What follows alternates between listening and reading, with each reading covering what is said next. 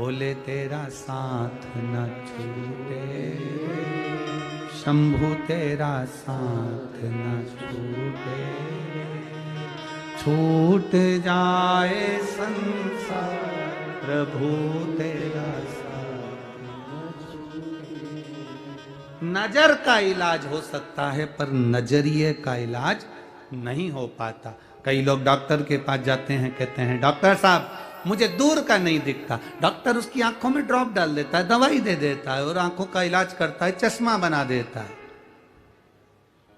दिखने लगा दूर का? हाँ साहब। फिर कोई गया, डॉक्टर साहब पास का नहीं दिखता। डॉक्टर ने उसका भी इलाज करा, चश्मा बना कर दे दिया, उसको पास का दिखने लगा। एक गया तो उसने कहा ना तो दूर का दिखता ना पास का दिखता, कुछ ऐसा कर दो। डॉक्टर ने एक ही चश्मे में 2 ग्लास लगा दिए, नीचे पास का ऊपर दूर का। किसी किसी के चश्मे में ये फैसिलिटी है। आधा आधा कांच है, नीचे पास का दिखता, ऊपर दूर का दिखता, आधा आधा। सारे मरीज जाते हैं डॉक्टर के पास, जाकर कहते हैं दूर का नहीं दिखता, पास का नहीं दिखता। आज तक ऐसा मरीज डॉक्टर के पास जाकर नहीं बोला मुझे मेरा भोलेनाथ नहीं दिखता।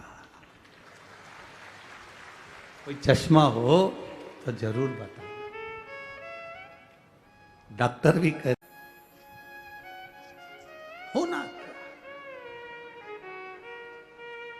अपनी चित्त वृत्ति को परमात्मा में। देवाधिदेव महादेव से माता पार्वती जी ने पूछ लिया कि ये तो पापी जीव है, चोरी करता था, गलत काम करता था, और इसको तुम नंदी पर बिठा कर लेकर आ गए, इसको तुम यहां लिया, नंदी पर बिठा कर लेकर आ गए, नंदी पर लेकर आए।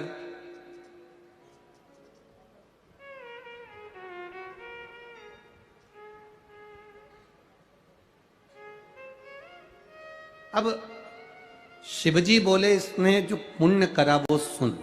इसने एक पुण्य प्रबल करा, चोरी का धन लेकर शिव मंदिर में गया, शरीर में ताप पड़ा, शिव पुराण की कथा चल रही थी, 2 क्षण की श्रवण कर ली, शरीर लेकर बेलपत्री के वृक्ष के नीचे दुबक कर बैठ गया, प्राण वहीं छूट गए, बेलपत्री की छांव इस पर पड़ गई, इसलिए इसको कैलाश का धाम मिल गया, शिव का धाम मिल गया। अच्छे कर्म मरते मरते कर लिए तो पुण्य भागी बन गए, श्रेष्ठ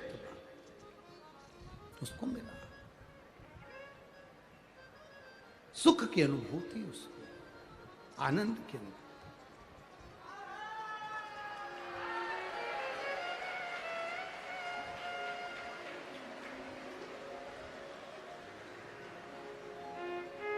बोल गंगेश्वर महादेव की,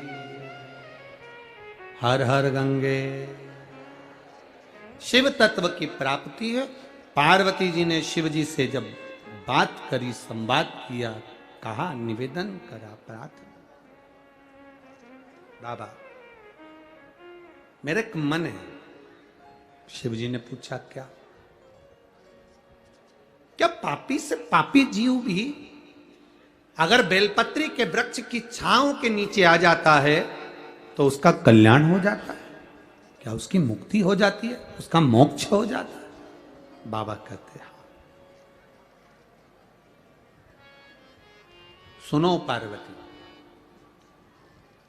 जिसके आंगन में, जिसके घर में एक बेलपत्री का पौधा होता है, जिसके आंगन में, जिसके घर में एक बेलपत्री का पौधा होता है, या उसने आंगन में या घर में बेलपत्र ना लगाई हो, किसी मंदिर में, देवालय में, शिवालय में, बगीचे में, बाग में, सरोवर के तट पर, बावड़ी के तट पर, जंगल में, कहीं किसी स्थान पर अपने जीते जी अगर उसने एक बेलपत्री का पौधा लगाया होता है, शिव जी कहते हैं उस जीव का दूसरी बार पृथ्वी पर जन्म नहीं होता, वो शिव धाम को चला जाता है, शिव धाम को चला।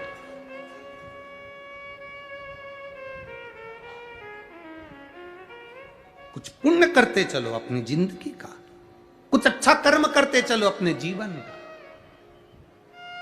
आप लोग अगर शिव महापुराण की कथा को सुनने के लिए आते हो, हम आपसे कहते हैं कि 2 पानी की बोतल लेकर आना, अपना साथ कुछ शिव भक्तों का मुंह झूठा कराने का लेकर आना। बोलते हैं कि नहीं बोलते? कि मिला मौका, अपने नगर में अगर कोई आया है तो भूखा ना रहे, एक बिस्कुट का पुड़ा ही दे देना, भले एक टॉफी दे देना, पर मुंह झूठा जरूर। आज एक और बात कहेंगे, इस बारिश के मौसम में अगर कथा सुनने आओ तो छाते भी 2 लेकर आना। कम से कम अगर कहीं बैठे हो और कहीं नहीं है पंडाल में व्यवस्था, नहीं हो पाई कोई व्यवस्था, तो आप ले भैया तू लेके बैठ जा, हम जाए जब हमें दे देना हो वापिस हमें देना, हम वापिस रख लें, फिर दूसरे बैठने का साधन।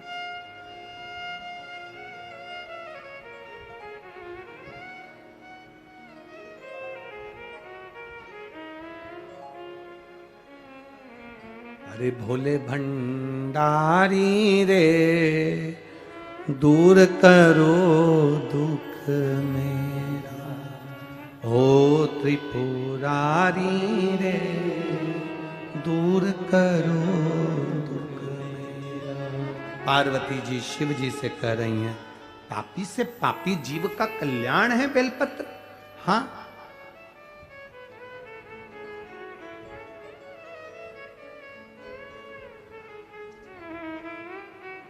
जब से शिव महापुराण की कथा में कहा गया कि शंकर जी पे चढ़ी हुई बेलपत्र उठाकर खा लेना चाहिए, बीपी, शुगर, थायराइड, गठिया, सबके लिए जो हमने कहा, जब से शिव महापुराण की कथा में कह रहे हैं कि शंकर पर चढ़ा हुआ जल पीना चाहिए, तब से कई रिसर्च सेंटरों में रिसर्च चालू हो गया कि बेलपत्री में ऐसा क्या है, शंकर पर चढ़े हुए जल में ऐसा क्या है।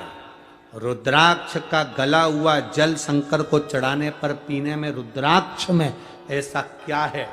कई रिसर्च सेंटर रिसर्च करने में लग गए, और जब वो रिसर्च करे तब उनको मालूम पड़ा कि एक बेलपत्री में वो बल होता है कि थायराइड, शुगर और बीपी को कंट्रोल कर लेता है। तब उनको मालूम पड़ गए। शंकर भगवान पर शिवलिंग पर चढ़े हुए जल में वो तेज पुंज होता है। शिव जी पे चढ़े हुए शंकर भगवान के शिवलिंग पर बेलपत्र चढ़ती, धतूरा चढ़ता, पुष्प चढ़ता, उसका जो जल अगर मिल भी गया, स्पर्श हुआ, जल भी हमारे को प्राप्त हुआ है, तो उसका फल क्या हो, उसको आनंद